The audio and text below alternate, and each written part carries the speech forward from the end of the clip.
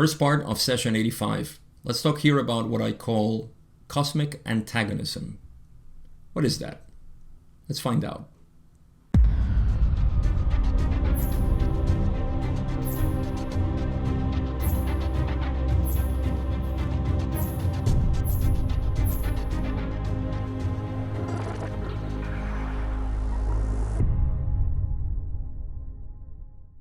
This session has completely new material and we're going to get into that. It's a very easy session actually, so I will definitely cover it in two parts. And we're going to start with this new conversation, which kind of derives from the initiation of this session, as you'll see, but it goes into conversation about the fifth density negative entity that was, let's just call it, trying to balance the work that they were doing here in the channeling of the raw contact. So normally this is seen as a sort of metaphysical drama going on, you know, as they were channeling this and they attracted a negative entity. That's what happens when you do this or whatnot. I want to give it a little bit more of an elegant approach to this, something that is a little bit more practical too, and that we can relate to, because I think if we're going to take anything out of value of this material, it's going to be something that is practical for us, something that we can relate to, and that it's not a promoting of fear, right? Which is what I have been always against, because psychological fear is something we can do without. It's not necessary. Survival fear is a different thing. It's a mechanism that we have, and we should always we always have a healthy amount of that. We don't need to exacerbate it with psychological fear. So I think that's something that it's important. Some people may argue that psychological fear is necessary. I disagree, and I have strong reasons to oppose that idea, which I think is just the ego trying to cling to reality and say, please don't take away my fears, because I don't exist without fears. But yeah, so it's a deep topic. In any case, let's start. There's nothing for me to remind you of the last session, so let's go into the first. Actually, this is not the first question, but it's relevant to show how the conversation started. This conversation on what I call cosmic antagonism. And just as a reminder, in the raw contact, you will see, as I will show you here if you're watching this on YouTube, in the raw contact, it's all the questions are numbered. So the reason why this is 0 is because Ra, in essence, Don and Jim, or Don waited for Ra to manifest through Carla, saying, I am Ra, I greet you in the love and in the light of the one infinite creator, and so on. And that is numbered as 0, because it's Ra saying, we're here, hello. And so here Ra says, I am Ra, we communicate now, which is odd because they always say, we greet you in the love and in the light of the one infinite creator, we communicate now, or something to that effect. Now here they just say, I am Ra, we communicate now. And there is a notation in the raw contact where it says that there is a 40-second pause in between this and then Don's questions, or first question, where he simply said, could you first please give me the condition of the instrument? But before that, Ra is going to clarify something, and they say, we ask your permission to preface this answer by the inclusion of the greeting which we use. And so Don in question 2 says, that's agreeable. And then Ra explains, we greet you in the love and in the light of the one infinite creator. We were having some difficulty with the channel of energy influx due to pain flare, as you call this distortion of the physical body complex of this instrument. Therefore, it was necessary to speak as briefly as possible until we had safely transferred the mind-body-spirit complex of this instrument. We beg your kind indulgence for our discourtesy. It was appropriate. So this is them clarifying why they simply introduce themselves as saying, we communicate now. And then there was a pause, which I think was more on Don's side for some reason than Ross. But they were trying to do some adjustments, right? So the only thing I would say here is that this shows a little bit more of the mechanism of contact, of channeling, which I am not an expert on. I don't know much about it, but it seems, as Ross says, that especially that I can say because it's all over the Ra contact, and Ra explained it in some ways that the contact is narrow banded. So that means that they have a very weak connection with the body of Carla, let's say her vocal cords and her tendons and other things that they sometimes manipulate or move for her comfort, for the body's comfort, especially to avoid the pain flares that they talked about here.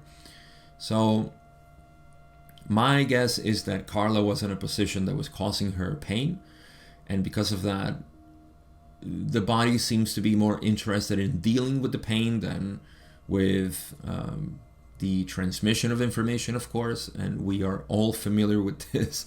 We know that pain can really, really attract our attention and take it away from anything else. So that makes sense to me. And because their contact is narrow-banded, then this would happen. So they say it was necessary to speak as briefly as possible until we had safely transferred the mind-body-spirit complex of this instrument. So what does that mean? Just to remind you, what would happen is that what we consider the mind-body-spirit complex of Carla, that individuated point of consciousness that Carla represented, that's the mind-body-spirit complex. I sometimes associate it with a vortex of energy, right? Imagine that that's our mind. Our mind is a sort of fractal that is always evolving. It's always, because of the patterns that it sees, it keeps evolving and changing and so on. That's what we call evolution. But it's just consciousness seeing through the lens of a mind in which there is experience because of the patterns that it sees. And that goes into energy centers and all of that. But I don't want to make it that complicated. I like to just say every mind is as a sort of vortex of mind. It's just a synthesized experience that consciousness can have. So they used to take that and rest it in sixth density with them. In other words, Carla, what we know as Carla, used to be in sixth density with them. We've talked about that in the past. So that's what they're referring here. They were making sure that she was in the place of rest before talking through the instrument. And so the rest, we just see the formality, and so well educated that Ra is. We beg your kind indulgence for our discourtesy. It was appropriate. You gotta love them. Alright, what else does Ra say? They're talking about the condition of Carla or the instrument, and they say the condition of this instrument is as follows. The necessity for extreme vigilance is less due to the somewhat lessened physical complex energy deficit. The potential for distortion remains, and continued watchfulness over the ingestion of helpful foodstuff continues to be recommended. So, just to interpret this bunch of words. So, they don't need to be as careful, not that they don't need to be as careful, but the period of being so careful, when you're sick and you're being cared for, that's a lot of attention. When you're not sick, then you're still careful, or people care for you, but not as much as when you're sick. So because of she's feeling better, then that level of attention is not necessary. The potential for distortion, however, remains. If you're still vulnerable to sickness, but you're feeling better, then you're still vulnerable. Making an analogy here to the physical condition of Carla. And also the continued watchfulness of her diet, in essence. is recommended, because that is, of course, part of health. Okay, what else do they say? They say, although the instrument is experiencing more than the, shall we say, normal for this mind-body-spirit complex distortion towards pain at this space-time nexus, the basic condition is less distorted. The vital energies are as previously stated. We commend the vigilance and care of this group. So in essence, her body was recovering. It was still vulnerable. And even though it was experiencing more pain, right, or still had a lot of pain, normal pain that she was used to, her basic condition, or the foundation, the root of the pain, is less distorted, which possibly means recovery in progress in the near future. And the vital energies, which are not associated totally with the physical, although they are related to, the vital energies are, as previously stated, if I remember correctly, they were fine. They were recovering. She was being nourished in vital energy. So they were doing really good work, and Ra simply commend them for that. So that's it. That's the whole thing about Carla and her situation right now. Next question is going to get into our topic of the day. In question 3, Don says, what is the current situation with respect to our fifth density service to self polarized companion, shall I say? This is the negative entity.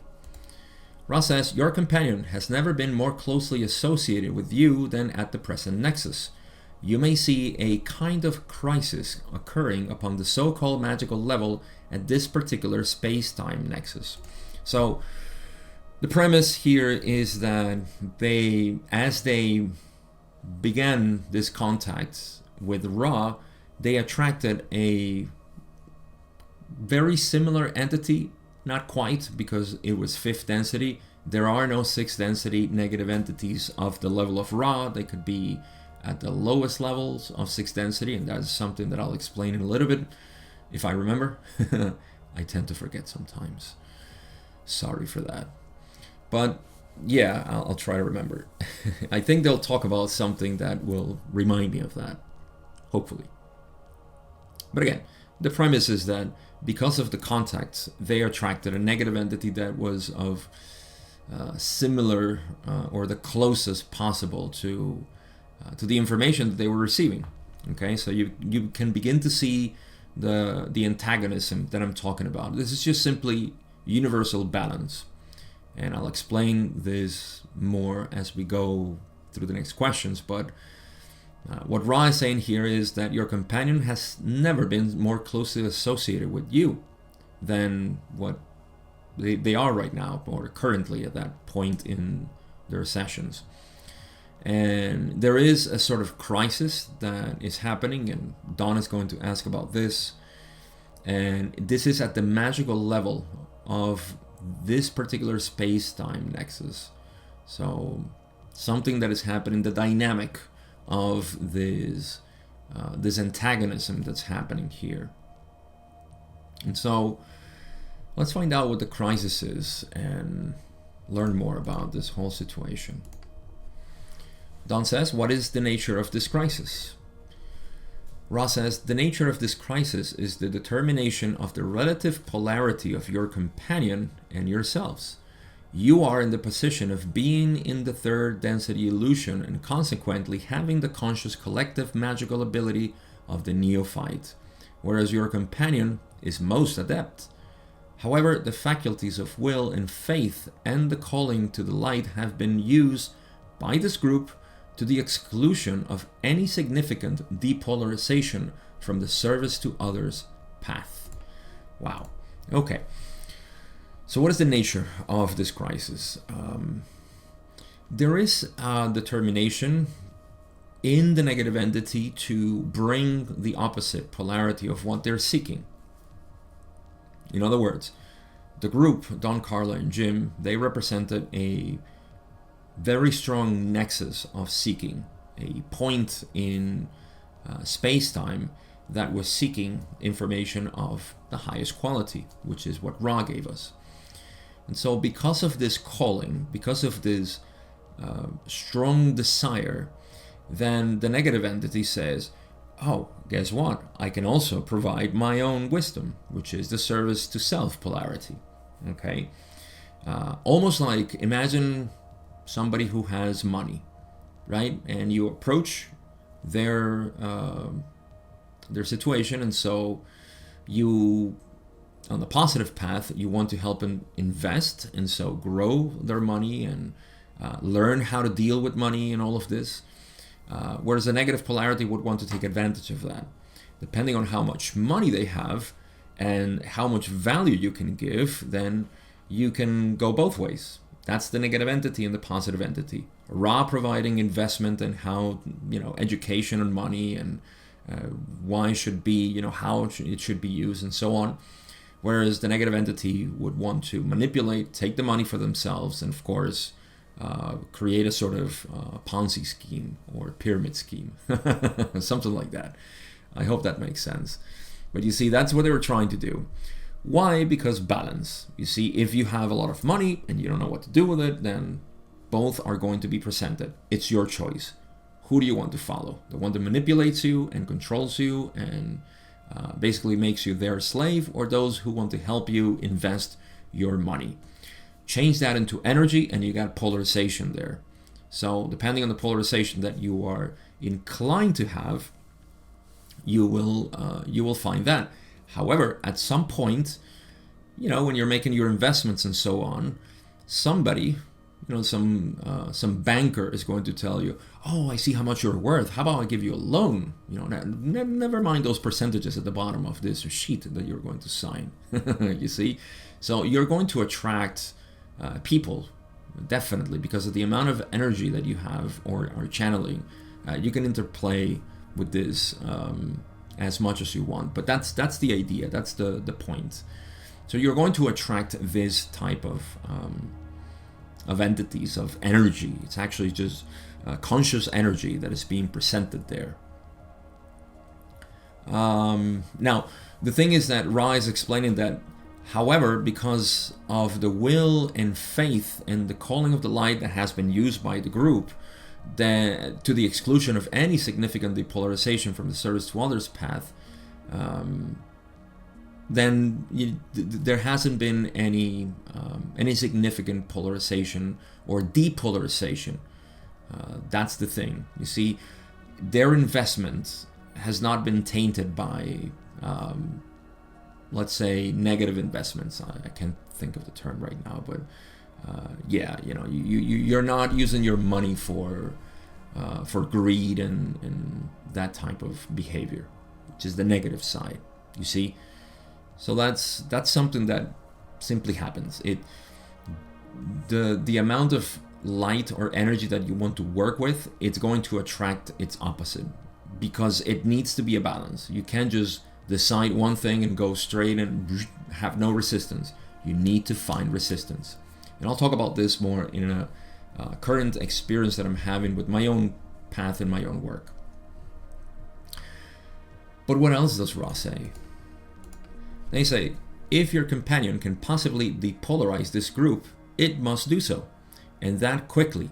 For in this unsuccessful attempt at exploring the wisdom of separation, it is encountering some depolarization.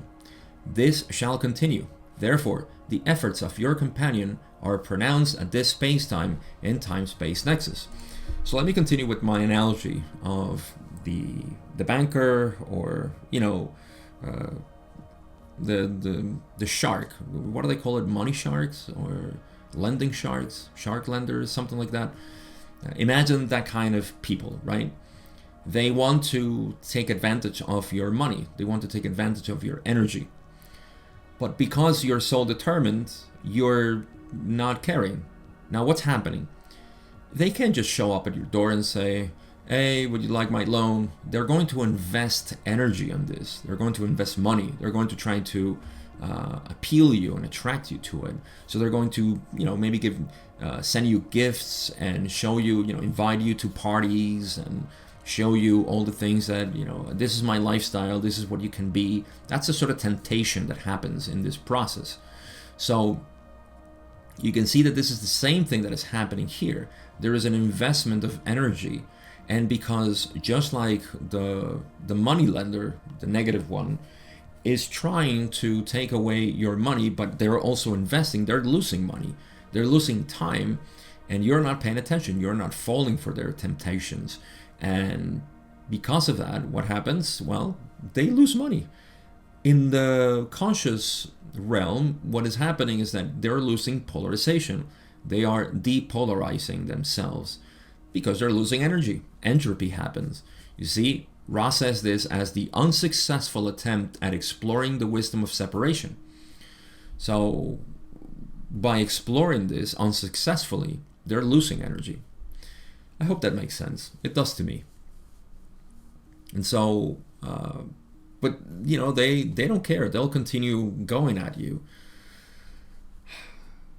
Yeah, they want to convince you. They'll keep sending you letters. I get them all the time, 0% APR. Please join us. We'll give you $400 if you open a bank account with us, check in, and put direct deposit on it. Of course, they make way more money than what they're going to give you. So you think that's free money? Oh no. That is the fractional reserve at play, my friends. At least here in the US. Oh, I know their tricks. I was involved in all of that. Not as worker, but as a researcher of reality at that point. But enough about me. Let's go on with the next question. Don says, I'm totally aware, in question 5, I'm totally aware of the lack of necessity or even rational need for naming of entities or things. I was wondering if this particular entity had a name, just so that we could increase our efficiency of communicating with respect to him. Does he have a name? And Ra says, yes. Now, Don, before asking, is very clever and says, would it be magically bad for us to know that name, or would it make no difference? Ra says, it would make a difference. And Don says, what would that difference be? Ra explains, if one wishes to have power over an entity, it is an aid to know that entity's name. If one wishes no power over an entity, but wishes to collect that entity into the very heart of one's own being, it is well to forget the naming. Both processes are magically viable. Each is polarized in a specific way. It is your choice. So here's a great point in terms of how to deal with negative entities, what to do with the information that is presented, and also there is an element of relativity here to our experience, which I'll try to cover as much as possible, and let's see what comes up, because I normally don't have things prepared for this, so I'll just wing it the way I do it. Okay, so first, let us establish the service to others path. Okay, let us establish the positive view of unity, in contrast with the negative view of separation. That's the spectrum that we have. Unity, separation. How do we look at the world, at the universe? Okay, so in the positive path, in the path of unity, there is no need for naming. There is no need for naming is the I forgot how is it said in Buddhism. Naming is the birth of 1,000 things or something like that. I'm terrible at remembering some things, but yeah, that's a namarupa, what they call in Buddhism. And so yeah, naming is the origin of 10,000 things or something like that, meaning that once we name, we separate things. Intellect, conceptualization, all of this, that's why in mystical traditions we move away from concepts and from names and from things like that, because we're interested in the experience of wholeness. Wholeness cannot have a name because name defines it. You see, that's why God cannot have a name. It's a very intuitive thing. We don't have to study anything to realize this. You can learn this in an island by yourself, or in the forest, or whatever. It's a natural knowledge. That's why we say this is not knowledge that comes from the intellect. It's a knowledge that is already present in us, and we just need to allow it to be, instead of constricting it and compressing it with concepts and ideas. That's why we have the world that we have right now, because it's based on the intellect, solely on the intellect, or mostly, I should say. I shouldn't be absolutist here. But the point is that when we define things, we give them a sort of reality. Okay, so on the positive path, we are very disinterested with naming things. You see, we don't care to name. Let's go to Zen. In Zen, for example, you're taught to not give names to things, to not call anything a thing. You see, what is this? Everybody would say, that's a cell phone, Gabe. It's not a cell phone, it could be a weapon. I mean, this thing is pretty heavy. They make them really big and heavy now. This can be a weapon, this could be also a back scratcher. I actually use it because I have bad mobility with my shoulders. It could also be support, for something. It could be anything. This is not a cell phone. But it's a concession that we make, right? So we name it and we give it a sort of description. We shouldn't do that if we want to appreciate. It's not that we shouldn't do it ever. It is helpful, of course, but it doesn't really describe reality. That's the whole point of this. It's not to say this is bad, you shouldn't do it. No, you shouldn't do it if you're pursuing a specific goal. Okay. Now let's explore the negative side. In the negative side, as we might see today, maybe I'll move it to part 2. We'll probably get there. Ra calls the negative side that which is not. Okay, yeah, we're definitely going to get into that. So that which is not is something that is potentiated by the illusion of separation. What is that? Well, me as an entity. In the positive side, I dissolve myself into this very vibrant recognition of my being, knowing that what I am is essentially the basis of everything else. What makes me at my core is what makes everything at their core. So we both share with the rest of the universe the same core. That is the one infinite creator. And so that allows me to say I am actually not this that I think I am. This illusion of separation has no hold over me, or it stops having a hold, and it's gradually dissolved over time as I traverse this mystical path.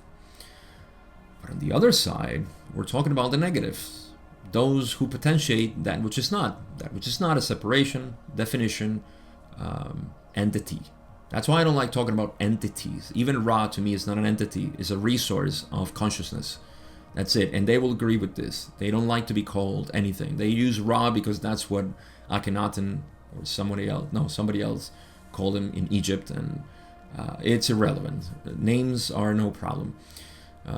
In fact, Ra at some point already said in one of our previous sessions, you have a penchant for naming things. Why do you want to do this? This was when Dawn asked about Ra's teachers. Who were Ra's teachers? And Ra said, they have dissolved already. They're nothing. They're everything. They're the one creator. They don't exist anymore. Why do you want to name them? No name for you. So this is the sign mark, of course, of a positive teacher. As you can see, Ra doesn't want to potentiate this. So, but Ra, being as thorough as they are, they explain why. They say, if one wishes to have power over an entity, it is an aid to know that entity's name. See, so why? Because you are giving them more reality to it. So it works both ways. If you give it reality, you can manipulate it, or you can be manipulated by it. So it cuts both ways. Now, Ra says, if one wishes no power over an entity, but wishes to collect that entity into the very heart of one's being, it is well to forget the naming. Makes sense, right? If you, even with humans, you can see this, right? Even with humans, you will see this necessity for naming and saying, you are this, you are that, you are all these things. Take away all their labels, all the labels that you may have of somebody, and you will be presented with the wholeness of being of that person at that moment, at that time. It's just beautiful, you see? So forget the naming, not just the name as Gabriel, John, Sandra, whatever, but the labels, what we label people as. Ra says each is polarized in a specific way, right? So forget the labeling, forget the naming, positive sign. Name, label, judge, and all of that, negative sign. It is helpful in both ways, as Ra says. But it is our choice, of course. So this is important. Another thing that I would add to this is that in our usual language, we like to describe things, right? And this I find a lot in metaphysics. People who suddenly in visions get a name of somebody and, oh, I have this entity now following me and telling me good things about my life and all of this and so on. Well, that's great. At some points I see that there's a sort of worship to this name, and I begin to say, isn't that interesting? Why is this entity mentioning its name so much and wanting to be worshipped? You could probably say the same thing about Ra, but Ra never asked for worshipping, or actually they said the opposite. But yeah, you can see that in the type of contact. Thus the contact emphasizes their name and says, oh, use my name and everything and call my name and all these things. I think that's a sign that there is something going on. There's something fishy going on there. Like I said, I don't have much experience in this. I've never had any names pop up in my head that says this, but I have heard from other people that they start hearing entities and some strange name that has never been mentioned. So I think that's why there is also the safety net of saying the name of Jesus or Michael or whatever other name that has been used. I don't think there's anything to the name particularly, but the collective conscious power that we have given to those names and what they represent, that I do believe. I think those are egregors, if I can use that term. It's probably misapplied here because egregors are usually something negative in our collective consciousness, but something the opposite of that, let's call it. It's a sort of mental resource that we have. So I do agree that certain names have been historically used for positive purposes, and I suppose that's the usefulness of it. I personally don't care about names or entities or anything.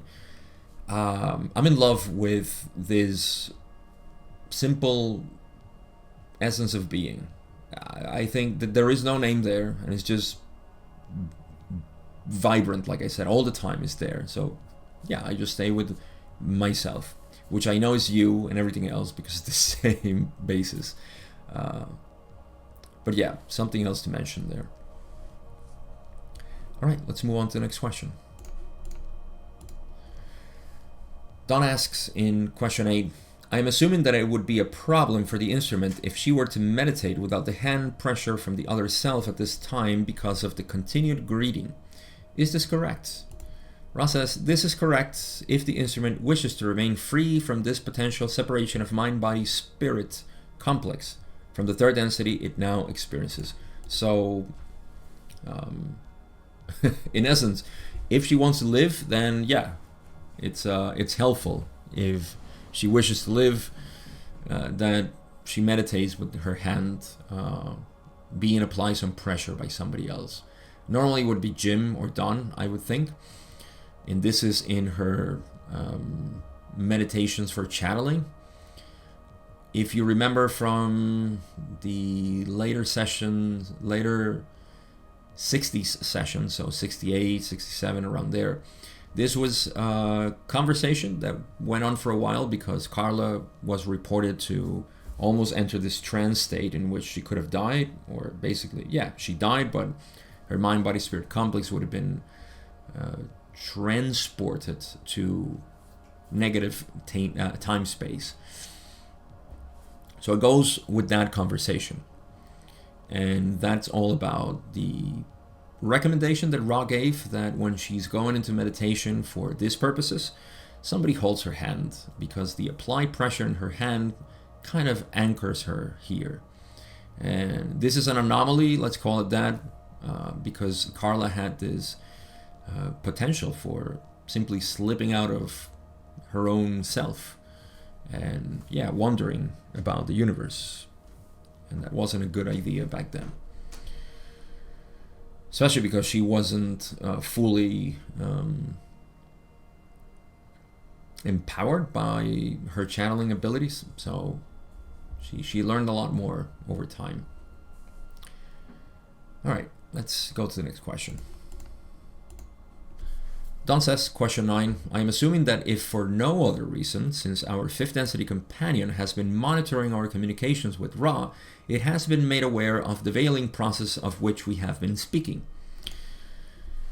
And it seems to me that, from an intellectual point of view, that conscious knowledge and acceptance of the fact that this veiling process was used for the purpose for which it was used, that it would be difficult to maintain high negative polarization once it was intellectually, consciously accepted that this veiling process did in fact occur the way that you have described. Could you clear up my thinking on that point? And I have no idea what Don is asking. And Ra echoes my sentiment here, because they say, we are unsure as to our success in realigning your modes of mentation. We may, however, comment. I honestly don't know what Don meant to ask here. I mean, it has the 5th density negative entity and the veiling process and the polarization by maintaining it because of intellectual and consciously accepted veiling. Yeah, it's very convoluted. So I don't know what Don meant to ask, honestly. So let's just see what Ra says. Ra says, the polarization process as it enters 4th density is one which occurs with full knowledge of the veiling process which has taken place in 3rd density.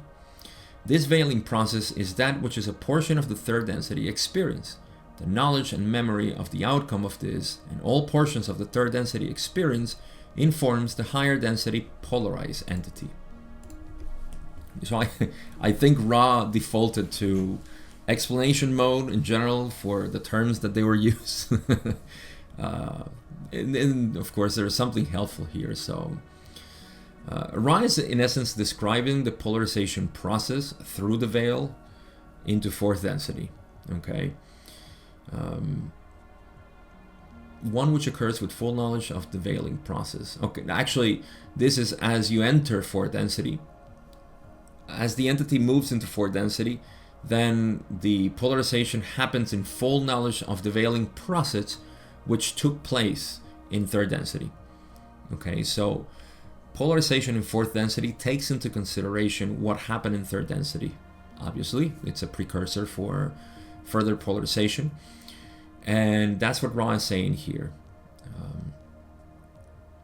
This also makes sense if I can overlap it with information that Ra gave at some point, that in 4th density there is a very short period of time in the cycle of 4th density in which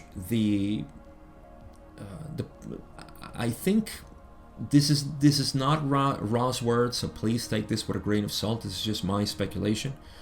I believe that independent of the percentage, 51%, 71%, 85% of service to others, this short period of time is to increase that polarization, the choice that was made in fourth density, it needs to be intensified to a certain degree, 90 something percent. I believe Ra gives that number in fourth density, which is the prerequisite for fifth density.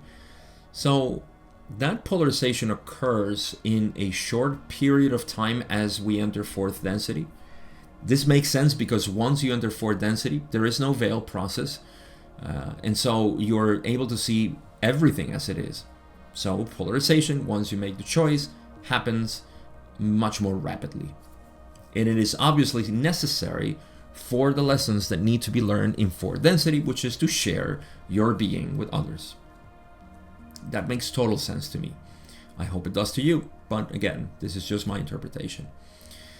Now, why is that important? Because that also describes the process of fourth density as, in the beginning stages, we develop that high percentage of polarization. In other words, you get rapidly polarized to 90 something percent service to others by necessity of fourth density. We can also associate this with third density. The beginning of third density was, I'm pretty sure, it was a very rapid. Ra calls this a generation and a half. So imagine a generation and a half, which at that time it was about 1,000 years, close to that. It took a generation and a half for the third density primate to develop self-consciousness, or to fully develop self-consciousness. This is really interesting because scientific research has shown, and this I heard from Gary Weber, somebody who I kind of admire a lot in his non-dual approach of reality without any philosophy or anything, just his own experience. And he talks about how the primates, we developed this default mode network, which is the self-consciousness, the ability to think about yourself, 75,000 years. Clicks perfectly with Ra, and I'm pretty sure he has no knowledge of the law of one. There's also another thing, if I can get away with this at this point. This is Sadhguru's interpretation of, I believe is Shiva or Vishnu. One of them, I think is Shiva, who was supposed to have been living here on Earth 75,000 years ago. Now, I don't believe an entity like Vishnu or Shiva actually lived here as a sort of god. I think that's a mythological representation of 75,000 years ago of the birth of the primate that developed self-consciousness. So these things click in my mind because they're just so obvious to me. But anyhow, that's the process of fourth density. What else did they say? This veiling process is that which is a portion of the third density experience. Okay, we know that. Thank you, Ra. The knowledge and memory of the outcome of this and all portions of the third density experience informs the higher density polarized entity, fourth density entity. So, okay, the knowledge and memory of the outcome of this experience in third density, like I said, informs the fourth density entity. Great. What else do they say? They say, it, however, does not influence the choice which has been made and which is the basis for further work past third density in polarization.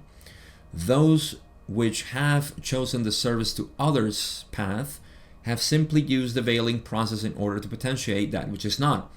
Big mistake here, I'll correct it. This is an entirely acceptable method of self-knowledge of and by the Creator.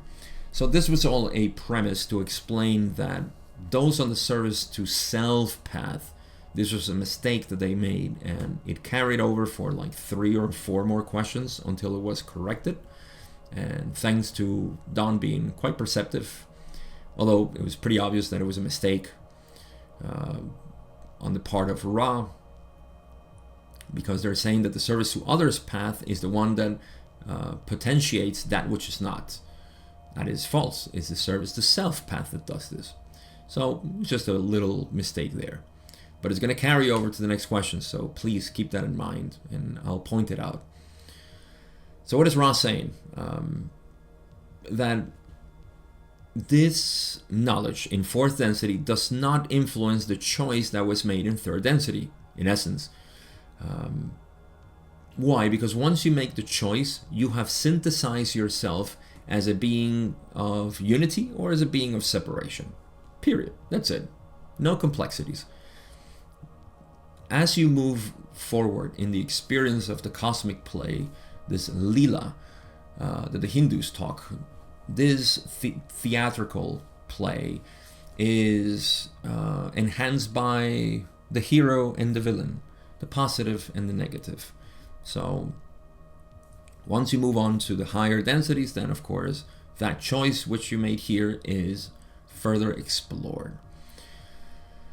Now again, if we correct Ra's words here, they're talking about the service to self path that potentiates that which is not. Okay, so because the next questions are going to continue to have this error, I'm going to just point out that it's a service to self path, the negative side. This is an entirely acceptable method of self-knowledge of and by the Creator. It is completely acceptable to for the Creator to know itself as separate. I think it's fantastic. I think it's necessary for us to have a very vivid experience in the whole octave, well, up to 6th density. Maybe before I forget, I'll talk about this here. So since we're talking about the negative path and the service to self, which is the negative entity, let's describe the process. They go to 4th density. Somebody who has a very strong ego, right? And I'm talking about conscious ego, not the ego that causes you all this trouble and problems, because that's just a sign, that's an alarm in your mind saying, please, this is not who you are. You're not this ego. This is what is not. Is that which is not. What Ra says. Makes sense, right? Is your body and your mind telling you, you're not this. Relax. You are everything. Right? That's why all channelings that are positive will tell you things on this side, and the negative ones will tell you the same, but they'll put a seed of doubt and fear in you. But yeah, that is the negative path. When it goes into 4th density, it translates into self-love. Did they say it here? They don't say it yet. Self-love. I love myself, right? That ego continues to grow until 5th density, and that it learns the ways of wisdom, self-love, wisdom of self-love. And then in 6th density, because of the lessons there, or simply the path, the funnel, brings you to unity, then there is a huge entropy. And it says, I cannot move forward unless I join, the unity party, the unity bandwagon. And so they do. So 6th density is the highest portion of negative entities at the beginning stages, and then the dissolution of it, because it's reaching the maximum amount of experience, which is unity. And it wants to. The negative entity is very wise and wants to continue to experience this totality of self, but it can no longer do it through separation. There you go. I didn't forget. Okay. Credit for me. Cookies, medals, all that thing. All right, let's move on to the next question. Don says in question 10, you just stated that those who are on the service to others path use the veiling process to potentiate that which is not. I believe I am correct in repeating what you said. Is that correct? And of course, Ra is going to say yes, because Don is saying, did you just say this? And they say yes. But they didn't catch their mistake. Ra didn't catch their mistake, because Don, you can see, is dubious here. And he's saying, wait a minute. Did you just say the service to others path is the one that potentiates that which is not? Did he just say that? And Ra says, they're being truthful here. They said, yes, we did say that. It's not correct, but we did say it. But again, I think they didn't catch their mistake. Now Don, maybe a little bit confused, says, then the service to others path have potentiated that which is not. Could you expand that a little bit so I can understand it better? And Ra goes into an explanation and says, if you see the energy centers in their various colors completing the spectrum, you may see that the service to others, and this is another mistake, it should be service to self, choice is one which denies the very center of the spectrum, that being universal love. Again, you can read this and see that it was a clear mistake, because The service to others is the opposite. It actually acknowledges the heart, universal love, the heart chakra. Whereas the negative ones, they are the ones that deny the very center of the spectrum of energy centers, which is the heart, universal love. So again, we're just writing the negative entities structure and methodology for polarization, but with the mistake of service to others, which shouldn't be there, and it will be corrected. So Ra continues and says, therefore, all that is built upon the penetration of the light of harvestable quality by such entities is based upon an omission. This omission shall manifest in fourth density as the love of self. That is the fullest expression of the orange and yellow energy centers, which then are used to potentiate communication and adepthood. So we're still following the path of the negative being, and that would be, like I said, and I mentioned before, is the love of self, self-love, okay? Which shouldn't be confused. Some people get it confused with, oh, I shouldn't care about myself, I should just abandon myself, this love of self is service to self. That is not true. That is taken out of context. You must love yourself, but not as a separate being. That's the thing that is missing here. There is a very different thing as loving the self as a separate being, that being you, and loving the self as the one self that is, acknowledging that there is no other self, there is no me separate from everything else, there is no you separate from me, there is just this one self. We're all this one field experiencing itself. That's what we are. We're just a field of experience. That I can describe it as simple as that. There is just one field of experience. That is you, that is me. But for us to experience ourselves, we need to appear to be at a distance and moving in time. So that is the type of love of self. You love everything. The self is everything. Like the Hindus call it the self. Brahman is that self. Okay, so all that is built upon the penetration of light, of the light of harvestable quality, so moving to fourth density, is based on an omission. Looking at the energy centers again, it is the omission of the heart center, right? But it's a full expression of the orange and yellow ray energy center. Why? Because they are the ones that create the illusion of separation. So they're there to create this beautiful illusion of dealing with each other, of, it's like in your imagination, there is an energy center, or two energy centers, if you can call them that creates the division between you, or the point of view in which you're imagining things, and that which you are imagining. That's a necessary structure for us to have an experience in our imagination. The same thing is happening here. However, in the negative path, that view, that perspective, that mechanism is potentiated to the point that it creates the illusion, very strong illusion, of actually being a separate being.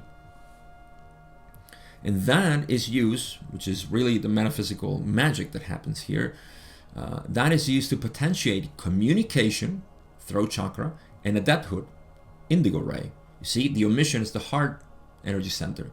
So, in essence, the negative entity uses everything at its disposal, rejecting universal love and using only wisdom and sacredness, or this intelligent energy, I should say, which is sacred, of course, from our point of view, not for them.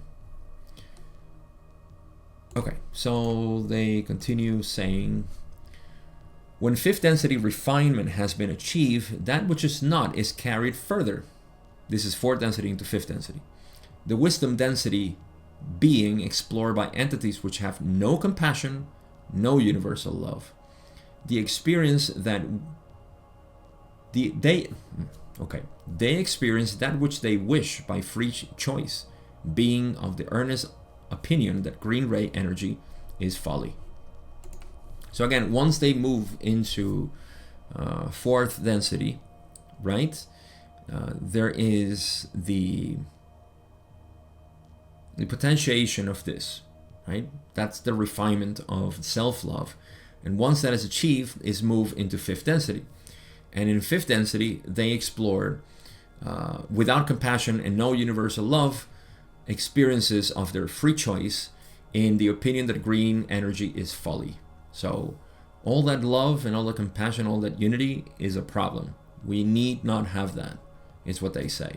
And so they work towards dividing that, disintegrating that, which kind of makes sense, from their point of view. Just like we believe that separation is it's an illusion and should be dissolved in our minds for us to experience the fullness of the Creator, so they do.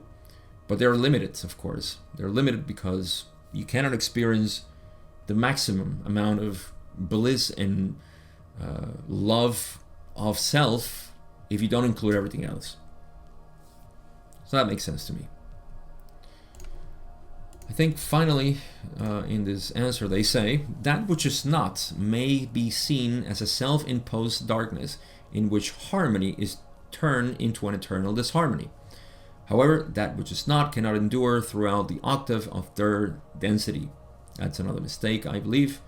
And as darkness eventually calls the light, so does that which is not eventually call that which is.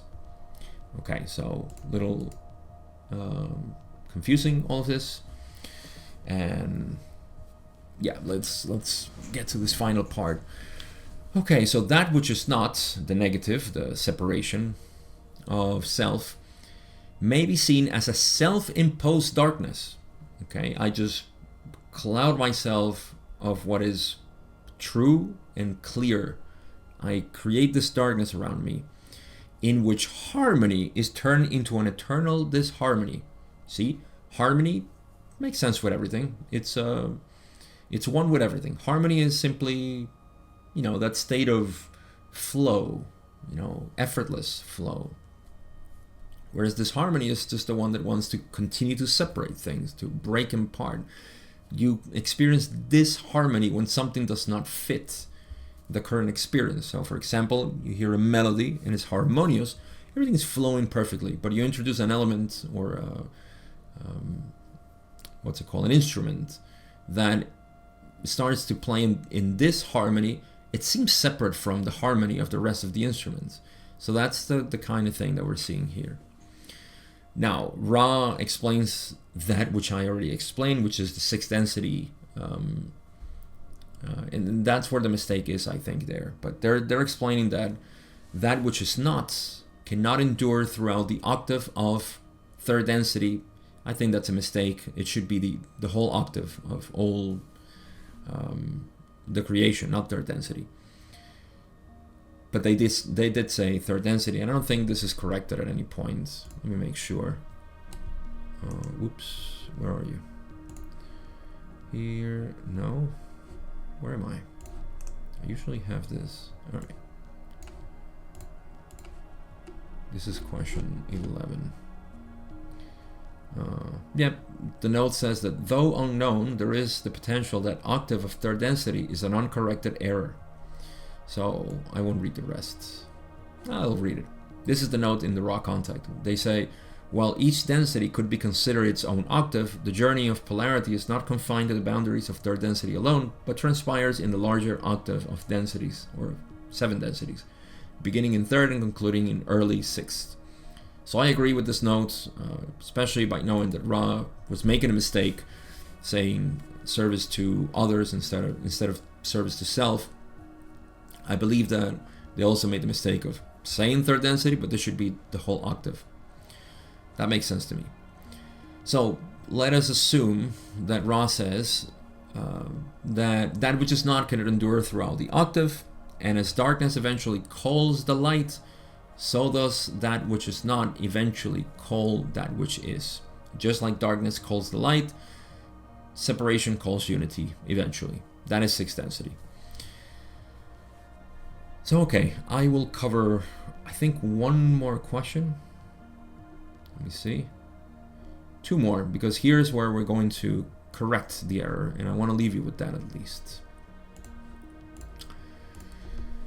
Question 12, Don says, I believe that there were salient errors in the communication we just completed because of transmission difficulties. Are you aware of these errors? Ra says, we are unaware of errors, although this instrument is experiencing flares of pain, as you call this distortion. We welcome and encourage your perceptions in correcting any errors in transmission. So here's where, unfortunately, Don didn't pick up on the last very possible mistake, which was octave of third in density. But what we're going to correct is the service to others. So here it is, question 13. Don says, I think simply that the statement was made that we were speaking of the service to others path. Would you check that, please? And Ra says, may we ask that you be apprised of our intention to have spoken of the service to self path as the path of that which is not. Apprise means something noted, something perceived, or you see, taking note of. So that's what they're saying. Yes, sorry, we meant service to self path. There it is. Error corrected. There are no mistakes under the law of one, except this one. Come on, Ra, you should know better. In any case, that's the whole of this first part. We definitely cover more than half, so we're going to cover this in 2 parts. I think we're going to go into archetypical mind at some point in this session. There's some balancing, veiling. Maybe not. Yeah, maybe some archetypical mind towards the end. All right, so that's all I got. Conclusions. I named this first part Cosmic Antagonism, and I promised that I was going to give you a bit of an insight into my own experience as to what is happening.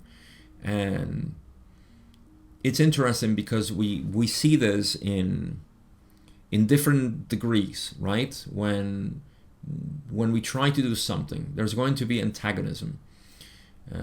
So example, you want to start riding a bike, and you're going to find some very lesser antagonism by people saying, you're going to fall, you're going to have injuries, and they're going to fill you with these fears and say, that's antagonism. You see, you need to balance these and say, oh no, so I'm definitely not going to ride a bike. Or you will say, contrary to that, I go against all of that. This is what I want to do, and this is what I'll do. You see, you may be deterred from doing it, and so on. And we all have examples of this. Maybe what you wanted to study in college, or as a, what's it called? And when it's not a career in college, but just something that you wanted to study. And spirituality is another one. You start getting into all these metaphysical concepts and spiritual path and whatnot, and people are going to look at you and say, that's antagonism. It's a way to balance things, is to test, to see what do you want to do? Do you really want to take this path? And in my current experience, since I've seen some antagonism, of course, in talking about the law of one, and I thought, actually, naive of me, I thought that most of the antagonism was going to come from the law of one metaphysical heavy side. Now, funny enough, this hasn't happened in my English audience, but in the Spanish audience, I started developing this antagonist, which is not within the law of one, but when I started talking about non-duality. And I believe this is just my very poor educated guess, but because in the Spanish community, in the Spanish culture, there is very little talk about what Buddhism, Taoism, all of this is foreign to us, like totally foreign. And there is not much of an appreciation or understanding. Now, bear in mind that it's not about being foreign in the sense of being from another place. Not only that, but it also contains so many contradictory elements of what we are used to in the Western world. And I may be wrong in saying this, but it is my discernment so far that there is a lot more knowledge in English in these topics than there is in Spanish. There is very little people talking about non-duality in terms of the mystical path. what we have had, which also happened in the English, let's say, culture, was an extrapolation of the teachings in non-duality for occultism, for other practices, which simply take what they want from non-duality and start, a lot of metaphysics. You see, this can be pointed out to the 18th century, at least in the 18th century, yes. With a lot of this Madame Blavatsky and others who have come here, and they wanted to express, yes, part of this knowledge, but it was magical. It was something interesting. So in any case, I feel that not even this was available broadly, let's say, to the culture in Spanish countries. So there is a lot of resistance to this. Interestingly, the person who started to do this antagonism had a sort of relationship with me at some point, and it's interesting how this has been falling onto me. And at first, I have to admit that I felt very puzzled by this, and I said, "Why? why would you create this? Why would this be, the response, to what we're doing here? Like we're trying to ease people's minds into saying, yes, relax, everything's fine. I'm trying to do this in a sweet way, and so I'm presented with this." And my synthesis of all of this has been, at this point, that I need this antagonism. You see, not in the sense that, when people say, oh, if you're getting, if people are talking bad about you, you're doing something right. Yes, in a sense, that is true. But also because this is what I need. I need questions. I need doubts. I need fears. I need all of this. Because that's my job. My job is to alleviate these fears. I've been doing it with the law of one and all the metaphysical and spiritual, and what's going to happen to me when I die, and if I get possessed when I'm sleeping, and all these things. So since I started doing this, I have been dedicated to the alleviation of fears, doubts, questions, and things that I can perceive myself. Not because I go back to a text and say, oh, hold on, let me find out what this means in the textbook. I don't use textbooks. I use my experience and what seems logical to me. If that helps, great. If it doesn't, good luck finding somebody else, because you will find somebody else that makes sense to you. So that has been my dedication. That has been my direction. And I realized that, yes, this antagonism is needed because I want to have questions. I want to have doubts in people, and so I can, not that I want to generate them, but somebody needs to generate them. So if somebody else is generating them, hooray! I have work. Thank you for seeding the doubts in my audience, in essence, and I appreciate that. So it increases my capacity of service in the direction of alleviating the things that are being presented to other people who listen to me, and I take that opportunity with honor and with duty. So whenever you're presented with antagonism, look at it as an opportunity for you to potentiate your work in the direction that you want. Like I said, I've also actually got tempted to, there's always the temptation of feeling angry and feeling a victim of this sort of approach to the work that I'm doing.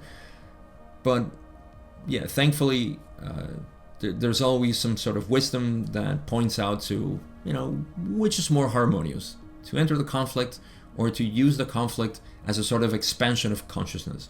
That's what I choose to do. I don't know if it's right or wrong. It's just what my heart tells me. And I don't care. I'll continue doing what I do because that's what I love doing.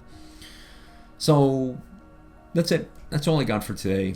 I appreciate you as always listening, watching this, depending on which platform you're at. I could also appreciate if you can drop me a comment, a like, all those things to stimulate, massage the YouTube algorithm if you're here.